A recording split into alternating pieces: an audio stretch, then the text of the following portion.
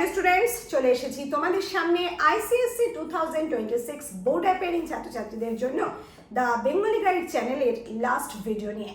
আজকের এই ভিডিওতে আমি তোমাদের সামনে টাইম ম্যানেজমেন্ট এবং তোমাদের এক্সাম হলের কিছু টিপস নিয়ে আলোচনা করতে এসেছি। আমি জানি তোমরা অনেক স্টুডেন্টস আছো যারা কিন্তু প্রচুর ভালো পড়াশোনা করে ও এক্সাম হলে সঠিকভাবে টাইমটা ম্যানেজ করতে না পেরে প্রশ্নপত্রটা সম্পূর্ণ করে আসতে পারো না। আবার অনেকে এমন আছো যে এমনভাবে লিখতে শুরু করলে যে কোনটা আগে লিখবে কোনটা পরে লিখবে সেটা বুঝতে পারো না, যার ফলে টাইমটা গন্ডগোল হয়ে তোমরা প্রশ্নপত্রে সঠিক সময়টা না দিয়ে প্রশ্নটা শেষ করে উঠতে পারো না। কাজে এই কোনটা আগে লিখবে কোনটা পরে লিখবে এবং তার সাথে টাইম, এই দুটো কিন্তু একসাথে ওতপ্রোতভাবে জড়িত। এই দুটো কিভাবে তুমি ম্যানেজ করবে সেটাই কিন্তু বলতে এসেছি আজকের এই ভিডিওতে। ভিডিওটার প্রথম থেকে শেষ পর্যন্ত অবশ্যই শুনবে। ভালো লাগলে অবশ্যই একটা লাইক করবে, কমেন্ট বক্সে কমেন্ট দিয়ে যেতে ভুলবে না। এটা কিন্তু তোমাদের জন্য আমার শেষ ভিডিও। যাই হোক, আজকে প্রথমে যে কথাটা বলবো, প্রশ্নপত্র পাওয়ার পর তোমরা 15 মিনিটস রিডিং টাইম পাচ্ছ। তোমরা সকলেই জানো এই 15 মিনিটস রিডিং টাইমের মধ্যে তোমাকে কিন্তু বিশেষ কিছু কাজ করতে হবে। প্রথমেই তুমি প্রশ্নপত্রটা ভালো করে পড়ে নেবে। প্রশ্নপত্রটা ভালো করে পড়ে নেওয়ার পর তুমি বাছাই করবে কোন প্রশ্নগুলো তুমি লিখবে, বিশেষত রচনার ক্ষেত্রে, বিশেষত সেকশন বি এর ক্ষেত্রে সেগুলো টিক দিয়ে নেবে। এবার সেকশন বি এর ক্ষেত্রে আমি বলি, তোমরা কখনোই কিন্তু শুধুমাত্র গল্প কবিতা দেখে বা কোনো উপন্যাসের পর্ব দেখে ডিসিশন নিয়ে নেবে না যে এই প্রশ্নের উত্তরটাই আমি লিখবো, এটা ভালো পড়ে এসেছিলাম। এটা কিন্তু খুব ভুল কাজ। তোমরা অবশ্যই 4টে পার্ট প্রশ্ন তোমাদের জন্য যে থাকে ABCD করে 2+2+3+3, সেই ডিভিশনগুলো ভালো করে পড়বে। প্রত্যেকটা পার্ট ডিভিশন ভালো করে তুমি জানো কিনা সেটা জেনে রাখা কিন্তু তোমার পক্ষে খুব জরুরি। কাজেই এই বিষয়টা একেবারে করে নিয়ে টিকমার্কটা দিয়ে এবার চলে এসো তুমি একেবারে কোথায় না, কম্প্রিহেনশন পার্টে। আর যখন এই প্রশ্নপত্রটা পড়ছো তখন কিন্তু একেবারে তুমি কম্প্রিহেনশন পার্টের দিকে প্রথমে তাকাবে না। প্রথমে করবে ওই রচনার দিকে তাকালে, লেটার রাইটিং দেখলে, গ্রামারের দিকেও তাকানোর দরকার নেই। লেটার রাইটিং, রচনা, এরপর সেকশন বি। আমি যেভাবে বলছি সেভাবে তোমরা যদি যাও তাহলে দেখবে তোমাদের সময়ের ক্ষেত্রে কোনো সমস্যা হবে না। গ্রামারে দেখে কোনো লাভ নেই, গ্রামারে কোনো অপশান নেই তোমাদের জন্য। তাহলে এবার তুমি যখন কম্প্রিহেনশন পার্টটা রিড করতে বসছো তখন অবশ্যই সেই কম্প্রিহেনশন পার্টের মধ্যে ব্যবহৃত চরিত্রের নাম, নির্দিষ্ট সময়, নির্দিষ্ট তারিখ, নির্দিষ্ট সাল, নির্দিষ্ট বার অথবা নির্দিষ্ট কোনো জায়গার নাম কিংবা কোনো ঘটনার কারণ, এই সমস্ত কিছু যদি থাকে সেই জায়গাগুলো আন্ডারলাইন করে নাও অথবা ব্র্যাকেট দিয়ে নাও বা টিক দিয়ে নাও, তোমাদের মতো করে দিয়ে রাখো। এই কাজটা তোমরা যদি করে রাখো কম্প্রিহেনশনের কিন্তু বেশ অনেকটা তুমি এগিয়ে রাখে। এরপর তুমি প্রশ্নপত্র মানে কোয়েশ্চেন আনসার লেখার যে টাইমটা শুরু হচ্ছে, টাইম স্টার্টস বলে, সেই টাইমটা তুমি কি করবে, প্রথমেই চলে যাবে সেকশন বিতে। আমি সকলকে এটাই বলবো, আমার এটাই বিশ্বাস, সেকশন বি থেকে তুমি যদি শুরু করো তার দুটো কারণ আছে, মানে কেন আমি বলছি, উপকারিতা আছে। ফার্স্ট অফ অল, তুমি যে চ্যাপ্টারটা ভালো করে পড়েছো সেই চ্যাপ্টারটার আনসার দিয়ে তুমি শুরু করতে পারবে। এটা কিন্তু একটা প্লাস পয়েন্ট। তুমি যদি প্রথমেই খাতাতে একটা ভালো আনসার লেখো, পরীক্ষক কিন্তু তোমার খাতায় খুশি হবে। কাজেই এটার সুযোগ একটা পাচ্ছ। দ্বিতীয়ত, তোমার সেকশন বিতে লেখাটা তোমার কমপ্লিট করতে সেকশন বিটাই সময় বেশি নেয়। কাজেই এটা তুমি যদি আগে করে রাখো, পরপর সেকশন এটা করতে কিন্তু তোমাদের সময় লাগবে না বেশি। কিভাবে করবে সেটা তো আমি অবশ্যই বলে দিচ্ছি। এবার তোমাকে বলি, সেকশন বিতে তোমাদের জন্য 4টে প্রশ্ন থাকবে, 4টে প্রশ্ন দেওয়া থাকবে না, 4টে প্রশ্নের উত্তর তোমাকে লিখতে হবে। 4 × 10 মার্কস, 10 মার্কসের এক একটা প্রশ্ন, সেটা আবার ডিভিশন করা থাকছে 2+2+3+3 বলে দিলাম। আর এই যে বললাম গদ্য, পদ্য, চাঁদের পাহাড় এবং জানবো, এই 4টে সাহিত্যের যে রূপ, এই সাহিত্যের 4টে রূপের মধ্যে দুটো রূপ তোমাকে বেছে নিতে হবে। কোন দুটো রূপ থেকে তুমি আনসার লিখবে, এই দুটো রূপ থেকেই কিন্তু তোমাকে সমস্ত প্রশ্নের উত্তর লিখতে হবে। দ্যাট মিন 4টে প্রশ্নের উত্তর লিখতে হবে।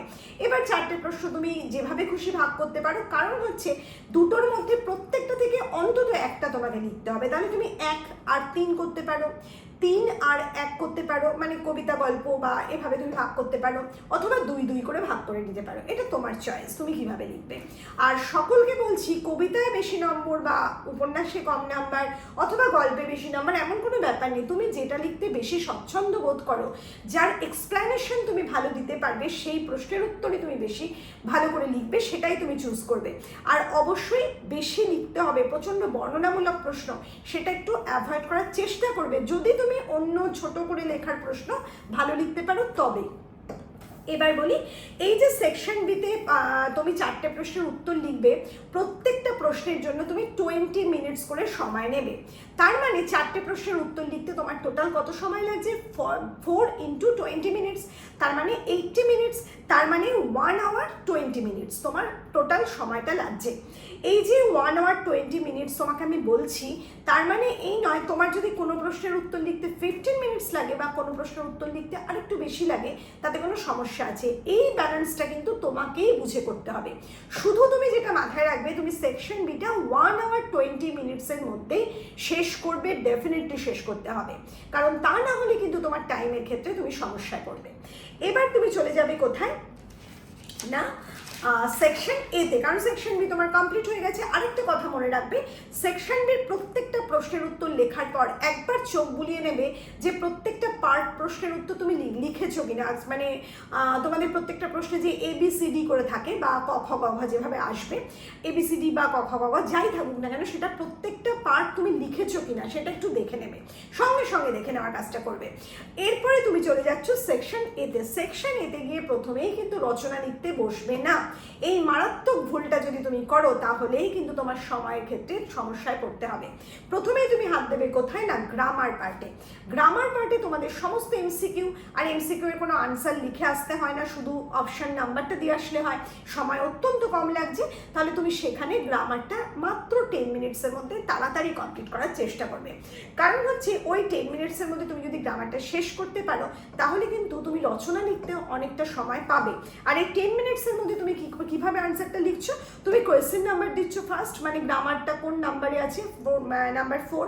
এরপরে তুমি দিচ্ছ কোয়েশ্চেনের যে নাম্বারগুলো, গ্রামারে যে 1 2 3 4 করে নাম্বার থাকে, সেই নাম্বারটা ধরো 1 নাম্বার। তারপরে তুমি দিচ্ছ অপশন নাম্বার, সেখানে তুমি আনসার লিখবে, ANS স্টপ দিয়ে, এবার আনসার কোন অপশনটা, BAC যাই হবে সেই অপশনটা লিখে দিলেই হবে, আর কিচ্ছু করতে হবে না। কাজে 10 মিনিটস এনাফ। এরপর তুমি চলে যাবে লেটার রাইটিংয়ে। লেটার রাইটিংয়ের ক্ষেত্রেও কিন্তু তোমাকে তোমার চয়েস মতো আমি করতে দিচ্ছি, কোথাও বেশি মার্কস কম মার্কসের ব্যাপার না, ভালো করে লিখলে, ফরম্যাট ঠিক থাকলে তুমি ফুল মার্কসই পেতে পারো। এবার তুমি সেই লেটার রাইটিংয়ের জন্য কত দেবে না, 20 মিনিটস দেবে। এখানে কিন্তু তুমি অবশ্যই খেয়াল রাখবে তুমি ফরম্যাটটা ঠিকঠাক লিখেছো কিনা, ডেট ঠিক দিয়েছো কিনা, 3টে প্যারাগ্রাফে লেটারটা কমপ্লিট করেছো কিনা, এবং 3টে প্যারাগ্রাফে লেটারটা কমপ্লিট করার মধ্যে প্রথম প্যারাগ্রাফে তোমার টপিকের, মানে 3টে প্যারাগ্রাফে টপিকের উল্লেখ করতে হবে, মাঝখানে যে প্যারাগ্রাফ সেখানে টপিকটা বর্ণনা করতে হবে। এই সমস্ত কাজটা ভালো করে করেছো কিনা দেখে নেবে। শেষ হয়ে গেল এই লেটার রাইটিংয়ে 20 মিনিটস চলে যাওয়ার পর। এবার তুমি হাত দেবে কম্প্রিহেনশন পার্টে। কম্প্রিহেনশনটা তো তুমি আগেই পড়ে রেখেছিলে প্যাসেজটা, এবার তুমি ডিরেক্ট প্রশ্নে হাত দাও, আগে প্যাসেজ পড়তে যাবে না। প্রশ্নগুলো ভালো করে পড়ে নাও, প্রত্যেকটা প্রশ্ন ভালো করে পড়ে নাও, ভালো করে পড়ে নাও, বারবার বলছি খুব ভালো করে পড়ে নাও। এবার পড়ে নেওয়ার পর এবার তুমি কম্প্রিহেনশনটা রিড করতে করতে ওই আনসারগুলো খুঁজে বার করো। যে মুহূর্তে তুমি খুঁজে পাচ্ছ সেই মুহূর্তে তুমি আনসারগুলো লিখে ফেলছো। এক্ষেত্রে একটা কথা বলি, কম্প্রিহেনশনে কিন্তু অনেক সময় দেখা যায় এমন একটা প্রশ্ন তোমাকে করা হয়েছে যে সে মানে প্রশ্নের মধ্যে একটা লেজুর অংশ জুড়ে রয়েছে, তুমি সেটাকেও লিখে দিলে। এটা কিন্তু কখনো করবে না, তুমি দেখে নেবে পরবর্তী প্রশ্নগুলোর মধ্যে ওই প্রশ্নটা গুজে আছে কিনা। যদি ওই প্রশ্নটা থাকে তাহলে কিন্তু আগের প্রশ্নের উত্তরে তুমি ওটা লিখবে না, যেটুকু চাওয়া হয়েছে ঠিক সেটুকুই লিখবে। কম্প্রিহেনশন সেটাই। আর কম্প্রিহেনশনে যতটা পারবে নিজের ভাষা অ্যাপ্লাই করার চেষ্টা করবে, সম্পূর্ণ ডিটো তুলে দিয়ে আসবে না। এরপর আমি চলে যাব, আচ্ছা কম্প্রিহেনশনের জন্য তুমি রাখছো কত না 20 মিনিটস, তাহলে তুমি চলে যাচ্ছ, তাহলে তোমার টোটাল কতটা খরচা হয়ে গেল। প্রথম সেকশন বি এর জন্য 1 hour 20 মিনিটস, আর পরবর্তী সেকশন এতে তুমি 50 মিনিটস নিয়েছো এই কাজগুলো করতে, তাহলে তোমার 2 hours 10 মিনিটস টোটাল ব্যয় হয়ে গেছে।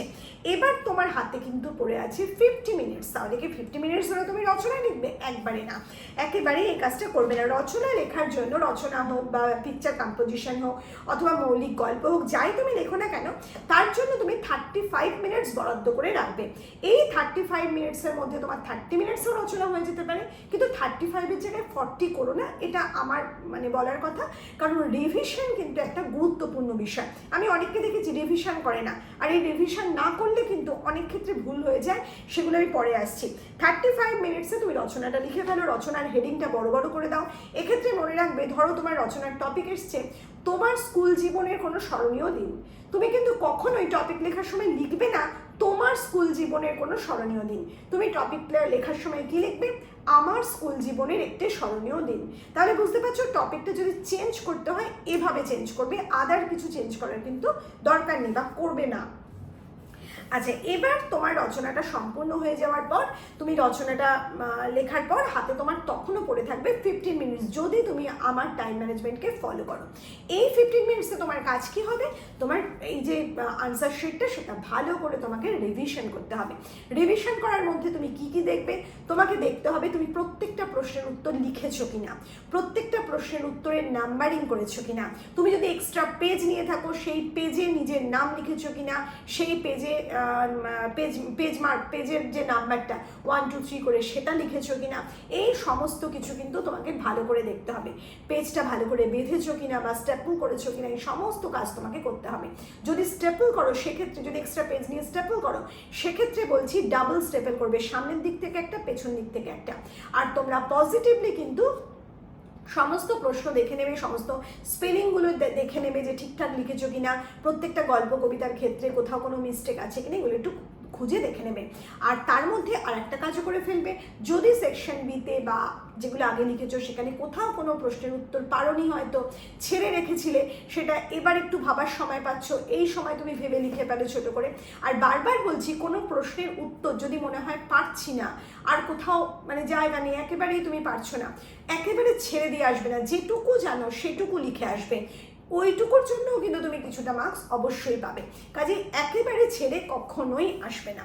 তাহলে এই সমস্ত কাজটা তোমার হয়ে গেলে তুমি বুঝতে পারছো তোমার এক্সাম খুব ভালো হবে। আমার নিশ্চিতভাবে আমি বিশ্বাস রাখি তোমাদের প্রত্যেকের প্রশ্ন মানে পরীক্ষা খুব ভালো হবে। আর একটা কথা অবশ্যই মনে রাখবে, তোমরা ব্ল্যাক অথবা ব্লু বল ডট পেনে এক্সাম দেবে, কোনো রকমভাবে কোনো কালি পেন মানে নিপ পেনে এক্সাম দেবে না। বল ডট পেন নিয়ে যাবে, সেখানে ব্ল্যাক পেন ব্লু পেন কোথাও কোনো সমস্যা নেই। তাহলে আজকের ভিডিও আমরা এখানেই শেষ করছি। আমাদের এই লং জার্নিতে আমি আশা করি, বিশ্বাস করি তোমরা অনেক উপকৃত হয়েছো। আর যদি উপকৃত হয়ে থাকো অবশ্যই কমেন্ট বক্সে জানিয়ে দিও তোমাদের এক্সাম কেমন হলো। তাহলে চলো আবার দেখা হবে। যদি তোমরা 11-এ আবার বাংলা নিয়ে পড়ো, খুব ভালো থেকো।